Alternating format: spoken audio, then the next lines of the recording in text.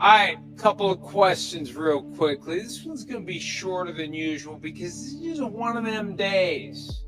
And I got a meeting coming up in about an hour that is related and unrelated to the main mission here. And maybe I'll explain it someday, maybe I won't. But it's just another reason why I can't just babble on and on as long as I ordinarily do today.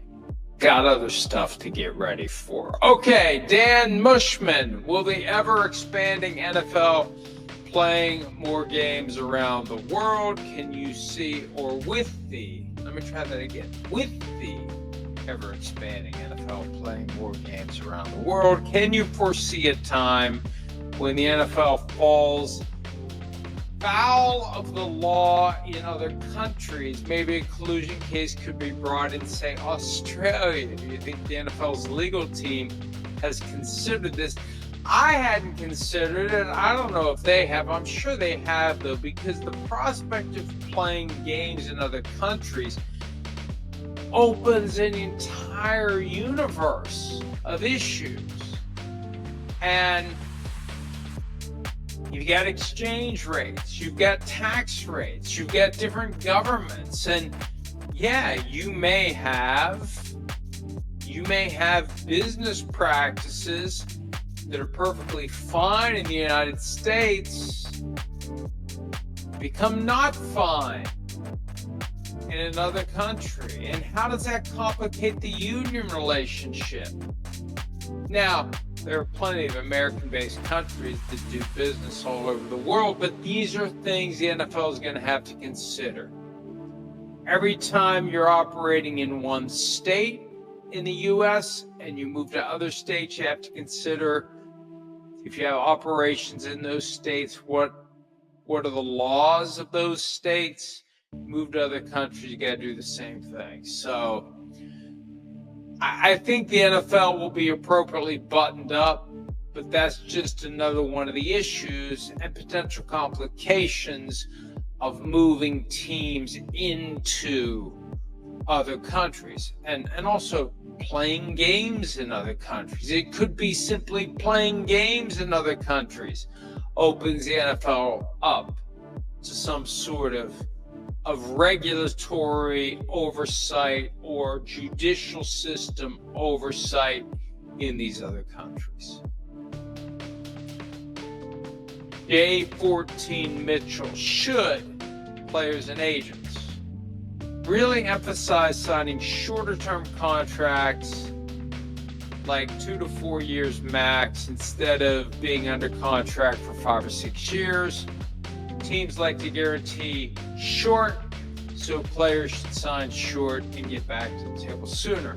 Hey, that makes sense in theory, but J14 Mitchell, here's the problem. The teams want to have the non-guaranteed back end for a couple of reasons. They want to spread out the cap hit from the signing bonus and the money that's paid out early, and they want to have that year-to-year luxury of whether or not they're going to keep the player on the team at an affordable rate without the player coming back.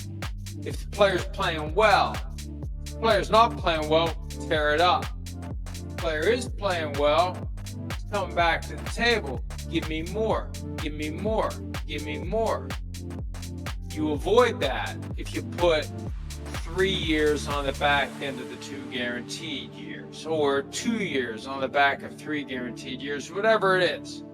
So shorter term deals are better if you can get them. That's why the Trey Smith deal, great deal for him. It's 4 years total and 3 years as a practical matter guaranteed. The Dak Prescott deals that he's been doing, 4 years, 4 years. That's great. 4 years from signing, not 4-year extensions, 4 years from signing.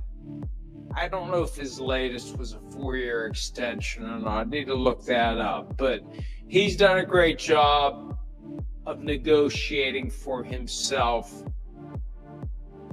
And more players need to try. The problem is the teams will say, no, this is our offer. Take it or leave it. And my biggest piece of advice when it relates to those non-guaranteed back-end years, it's critical to have a trigger in there in March that either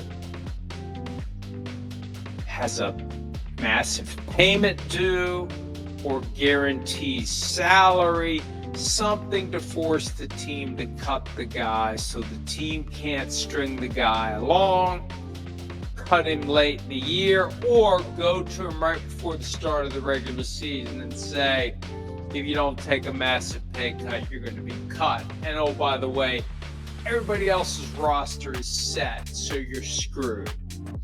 You want to force these issues to a head in March.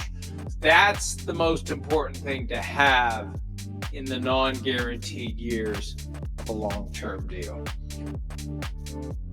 This is the last one. Cullum and Muse Simons. Do you remember the first time you met Sims in person? And I do. It was in the Media Center in Houston, Super Bowl 51. I was walking to the PFT Live set, and I saw a giant approaching me. I looked for the nearest beanstalk, and he smiled and he introduced himself. And I always wonder when it's somebody new, like, what's this person think of me? Are they mad about something I wrote 10 years ago that I completely have forgotten about?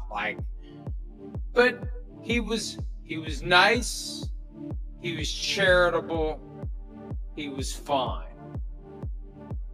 And he didn't put his meat hooks on me. He didn't try to do the Vulcan death grip on my leg, which he does now. I liked him better when I didn't know him. When I didn't know him, there were barriers. Now there are no barriers. And oh, by the way, in 2 weeks, we'll be in Canton, Ohio for a couple of days where there will be no barriers. And he'll dig those giant fingers into my thigh and reach bone. That's how hard he grips with the Vulcan death grip, or just jostle me around. Although, remember, I've done the research. At the age of 60, elder abuse laws come into play. I don't even make light of that because I know it's a real problem in today's society, but I'm now in the protected class. So, Sims or anyone else, beware. You don't want to get a felony rap on top of the misdemeanor battery charge because you beat up on an old man. Hi, it's Mike Florio. Thanks for watching PFT on YouTube. Hit subscribe for the latest news and analysis from Pro Football Talk.